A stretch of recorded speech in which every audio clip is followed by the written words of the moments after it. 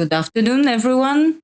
This is the first chapter of Leaders Kitchen, which we would like to run in a quarterly basis. Today, as a part of WLI initiative, we decided to start with a project which is called Leaders Kitchen. So as you can see, we are in the kitchen currently, and I think that all of those meetings we will record in the kitchen, as the name said. So my guests today, and I'm very happy to say that you accepted my invitation.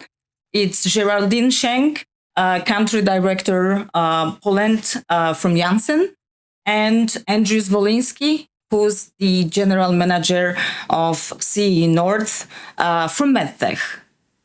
WLI, I do believe that is an initiative which is well known for all of you, because the company is in general very supportive for the something what we call DRG, so the group of the employees connected together and trying to expand the diversity and make everyone feel inclusive. So, because we are in the kitchen and you are both actually from abroad, I would like to start from the food question. So, what do you think from the Polish kitchen is the one you would like to have? Or what are you cooking? Are you doing something Polish from the food perspective, or not really? Shall I start? Please, Geraldine, you first. Ladies first. Ladies first. Yeah. So what I truly like is that we always have a pack in our fridge are the pierogis. I really like them in this big and broad variety, right? With the different filling. And it's really, really great. We have never tried it to do it by ourselves, but I think this will be the next step. However, this is really the area of my husband. I'm not really cooking, so he's the chef at home. Yeah, but the pierogi are very, very. It's a fantastic dish with the fruits or with fruits, with the meat, with the potato, bacon filling. That's great. That's really. Okay. That's good to know. Andrew, what about you? All right, for me. So for those. My last name may sound a little Polish, so which it is, and I have Polish roots, so mam polskie korzenie, and so I've been around Polish food quite a bit, right? So if I have a favorite, I really like gołąbki. I really like, I've always grown up with a lot of soups. Yeah. So yeah, it's like a zupe. So at home we make, my wife makes a lot of rosol, like a lot of chicken broth, a lot of soups like that. And what's wild in my family, I have a 5-year-old and an 8-year-old, and they've never had soup until we moved to Poland. So I think it's great. So the plan is working. They're becoming more Polish, and of course you have kielbasa and everything else. A big sausage guy. Kabanosy for me, like a good kabanos is hard to beat. So.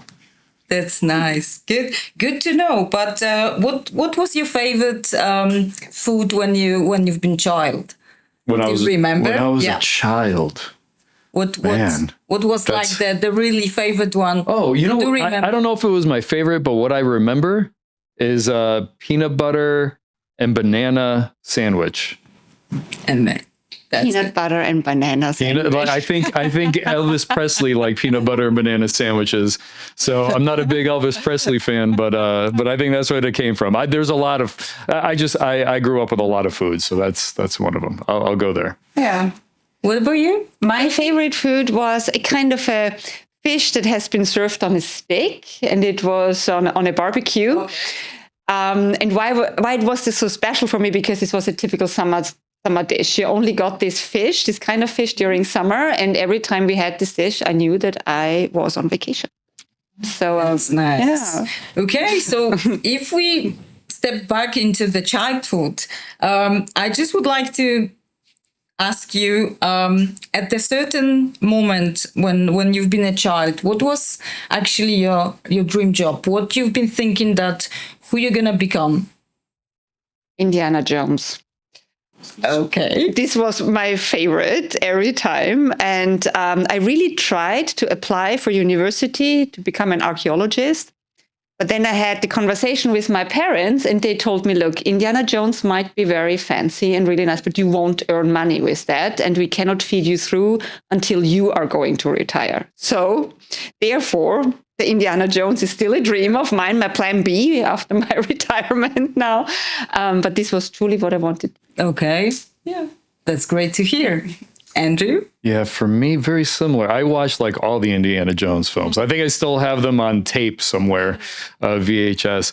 No, for me, I remember, and I didn't go to university. This was way before, so I would say like middle school, Top Gun.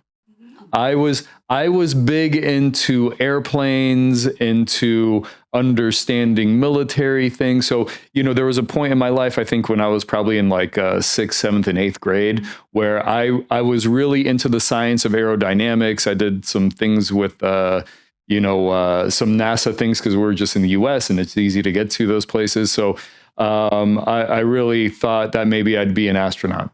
So that's where I was. That's where I was going when I was young. I almost got there. I worked with NASA for a little bit. I flew with NASA for a little bit when I was in college.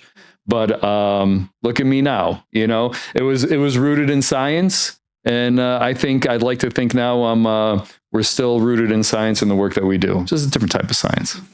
Okay. So how you both get to the situation that you are managing that big organization? Actually. You start. Want me to go again? Okay. And I'll try not to spend too much time on it, but I think it's very important. The environment that I was brought up in, my parents came from Poland when they were young. My dad was 13, my mom was 9. They met in the US. And the reason why I bring this up is because they had an entrepreneurial spirit, right? So they were willing to leave something that they were very comfortable with and go someplace brand new, start something over. And I think that was echoed in what I experienced with my father. I think he probably started like 6 different companies, nothing huge. But nonetheless, I was always around that. And what's interesting, he studied biology, I studied biology. Then I went to engineering, he studied engineering. So basically the way that I got here was a constant, I always had a willingness to learn and to learn more. And so as I started as an engineer, it was great that I could invent devices and do things like that. But I was always curious how things work, whether it's a human body, whether it's at the cellular level, how cells work, how machines work, and how businesses work, right? So I got into J&J and I was looking around and I said, well, it's great to be an engineer and very fantastic profession. But there was always someone telling the engineers what to do. And I wanted to know, like, who are these people and why? So then I got into marketing. And as I got into marketing, I learned that how to identify opportunity, how do I prioritize opportunity, and how do we rally resources to get after that opportunity? And I think my journey basically took me through, engineering, marketing, learning more, building organizations, acquiring organizations, pulling them in, trying to achieve a strategic vision that we have for an organization. And now in this role, it's still a learning journey for me, right? And what I want to learn in this role is how do we work together and optimize, prioritize practically across a number of different platforms and opcos. So how did I get here? I would say constant thirst for learning. And what I love about this organization, Geraldine will probably attest to it, and so will you, Agnieszka, is that it's a wonderful people organization.